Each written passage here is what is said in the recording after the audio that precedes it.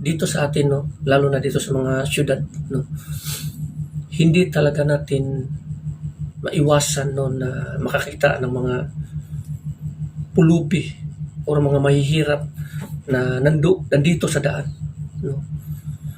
Maraming mga tao, no, na hindi nila pinapansin ang mga ganitong klaseng tao na humihingi ng konting tulong lamang, kahit pangkain lamang nila. Itong mga tao na nasa pinakamababa na talaga, na nakikita natin sa daanan, nakahiga sa daan, nanglilimos, mga pulubi, kumbaga sa dali ng salita.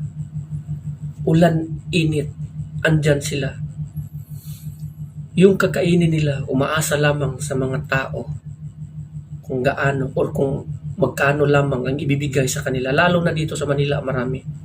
Dito sa Cebu, marami din. Dito sa General Santos, marami din. At saan mang sulok ng bansa, Pilipinas, o tinatawag natin na homeless in English, no? Noong unang panahon, ang utos ng Panginoon sa atin, doon sa sulat ni Moises sa Deuteronomy, sabi ng ating Panginoon, kahit sa ang sulok, makakita tayo ng mga mahihirap o pulubi. Ang utos sa atin ng Panginoon, huwag nyo silang kalimutan. Huwag nyo silang kakalimutan. Kung pag sa daling salita, kung ano man yung maibibigay natin sa kanila, tulong, ay bibigyan natin sila ng tulong. Sabi rin natin sa atin ni Juan Bautista, na nabautismo, ni John the Baptist, na kung ikaw ay may 2 damit at yung kapatid mo naman ay wala, ibigay sa kanya yung isa upang siya ay may damit na rin.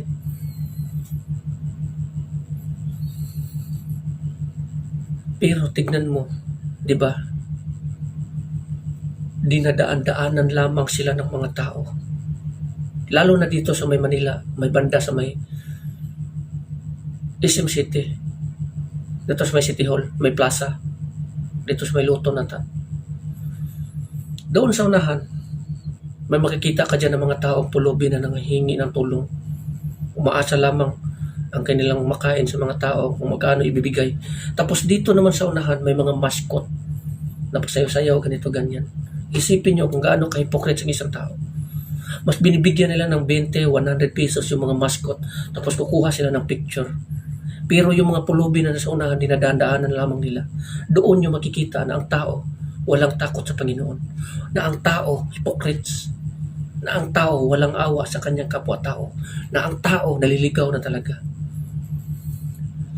Pinagpalit nila yung blessings na matatanggap nila sa Diyos, na mula sa Diyos, kaysa mismo na wala silang matatanggap doong blessings sa pagbibigay nila ng gaano kahalaga o kalaking halaga doon sa mga mascot na pasayaw-sayaw doon, na walang ginagawa kundi mang-entertain sa kanila. Punta kayo doon sa SM City, doon sa may plaza, na Plaza Luton ba yun? Ito sa may City Hall banda, sa harap ng Intramuros, yung may plaza dyan na Andres Bonifacio. Meron yan dyan. Hindi nyo ba alam kung ang bawat tao walang ibang hinihingi sa ating Panginoon kundi yung mga panalangin, na tayo ay makatanggap ng mga grasya o mga panalangin. Ano ba tawag ng panalangin sa Tagalog? Yun. Pero paano natin matatanggap ang ganitong mga panalangin na mula sa ating Panginoon kung tayo naman ay hindi nagiging panalangin sa iba? Kung gusto mo makatanggap ng mga panalangin mula sa Panginoon, be a blessings to others. Anong ginagawa mo sa iba ay ginagawa mo rin sa ating Panginoon, lalo na dito sa mga mahihirap na umaasa lang talaga sa kanilang makain mula sa mga tao kung magkano lamang ang matanggap nila. Marami yan dito. Marami yan sa atin dito na nagiging hypocrites. Ano lang na ba? Palagi na lang ba tayong tatanggap sa ating Panginoon at hindi rin tayo magbibigay sa iba? Lagi niyong tatandaan, it's better to give than to receive. Sinasabi dito sa Biblia. Pero hindi natin ito naiintindihan. Paano kasi hindi natin binabasa yung kasulatan? kung ano yung kalooban ng ating Panginoon at hindi natin nalalaman kung ano yung tama at mali. Kung ano lang iniisip nating tama, yun na yung ginagawa natin. Hindi nyo ba alam na yung mga pulubi na yan na sinasabi dito sa atin sa Panginoong Jesucristo na sa sulat sa Matthew chapter 5 na sinasabi dito, pinagpala ang mga taong walang inaasahan kundi ang Diyos sapagkat kabilang sila sa kaharian ng langit. Yung mga tao na yan, walang inaasahan yan kundi ang Diyos. Kasi ano bang mapapala nila dito sa mundong ito? Wala. Wala silang mapapala dito sa mundong ito. Kasi mahirap lamang sila. Yung mga tao na yan, umaasa lang yan sa ating Panginoon. Hinihintay nila ang pagbabalik ng kanilang Panginoon. Habang naghihintay sila, siyempre, hahanap ka rin na makain. Wala silang maasahan na pagkain, kaya naman nalilimot sila. Hindi nyo ba alam na kayong mga tao, sinusubukan kayo ng Diyos sa pamamagitan ng mga tao ito kung gaano kayo katapat sa Diyos. Kung papansinin nyo ito, makakatanggap kayo ng ganti mula sa Panginoon. Pero pag hindi, wala talaga. Hypocrites ng mga tao kasi mas pinipili nilang pansinin yung mga mascot doon na nakasuot. Doon sa may plaza, pasayaw-sayaw, may mga music. Tapos picture-picture, bibigyan ng 20, 50, 100, 200, 500. Kung ibibigay nyo yan doon sa mga tao na lubos pang nangangailangan. So, ang tao may pinapanigan sa kanilang mga paningin. Pagdating ng araw, makikita nyo kung gaano, kung ano, yung judgment ng Diyos, malalaman nyo. Baka pagdating ng panahon, makikita nyo, magagaya kayo doon sa panahon ni Lazaro at ang hari. Yung mga pulubi na yun, may kumpara mo yun doon sa mga taong pulubi na si Lazaro. At yung mga mayaman, makumpara din yun sa inyo ng mga tao na pinipilit nyo pansinin yung mga mascot. Ano nangyayari doon sa mayaman, di ba? Itinatapon doon sa impyerno. Paano kung ganun din yung mangyayari sa inyo? At yung mga pulubi na yan tatanggapin ng Panginoon doon mismo sa kanyang kaharian. At makikita nyo, yun yung mga tao na yun. Yung mga pulubi na yun, ganito, ganyan. Ano mangyayari sa inyo? Tapos, kaya mag-isip po kayo. Blessings or curse, andyan lang yan sa dalawa.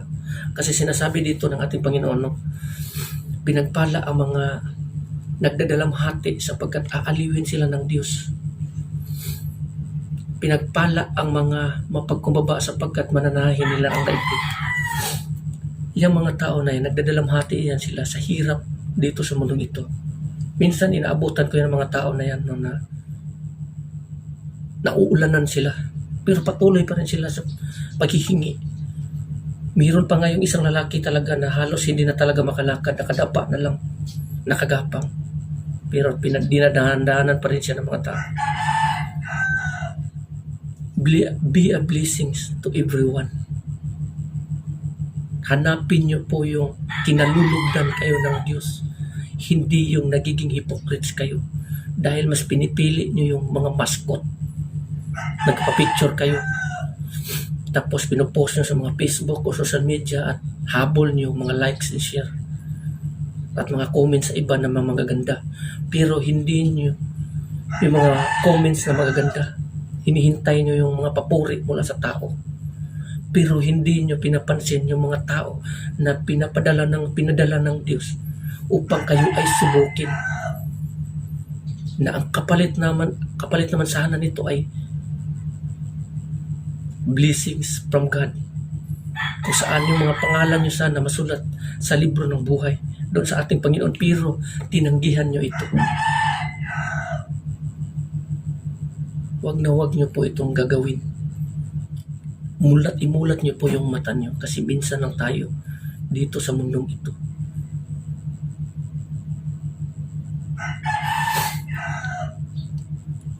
Kung ano man yung nakikita nyo doon sa daan na makakita kayo ng mga pulubi or mga tao na nangangailangan talaga, huwag nyo talagang tanggihan. Bigyan nyo sila. Kasi ang sinabi dito sa Biblia, ang lahat ng mga tao na nagbibigay or tumutulong or nagbibigay tulong sa mga pulubi or kabus or mga mahihirap ay nagpapautang sa Diyos. Kung ikaw ay nagpapautang sa Diyos, darating yung araw na babayaran ka ng Diyos. Isipin mo, tao lang tayo. Paano nagkakautang yung Creator sa atin? yung gumagawa sa atin or may lalang sa atin. Pero ibabalik yan sa atin ng Diyos ng sobra-sobra pa according sa kanyang pangako dito na sobra-sobra pa ang makakamit natin pagdating ng araw. Do not expect for anything. Expect for God. God's glory.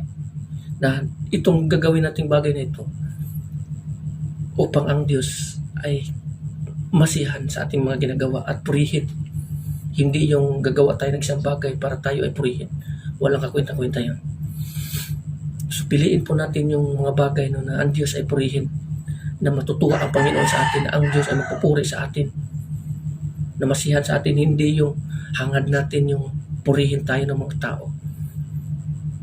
Walang kakwenta-kwenta po yun. Maniwala kayo, pagdating ng araw, makikita nyo ang pagkakaiba niyan sa mga taong naglilingkod sa Diyos at sa mga taong hindi naglilingkod sa Diyos. At sa mga tao na sumusunod sa mga kalooban ng Diyos at utos ng Diyos, at sa mga tao na nagsisikap na masunod ang kautusan ng Diyos kahit nahirap sa kanila, pero pag pinagsikapan pa rin nila na masunod ito, kaysa sa mga tao na baliwala lamang ang salita ng Diyos. Ma-realize niyo pagdating ng araw, at ang pinakamalalim na malalaman niyo ang pagkakaiba ng dalawang yan. So hanggang dito na lang, maraming salamat and God bless you, bro.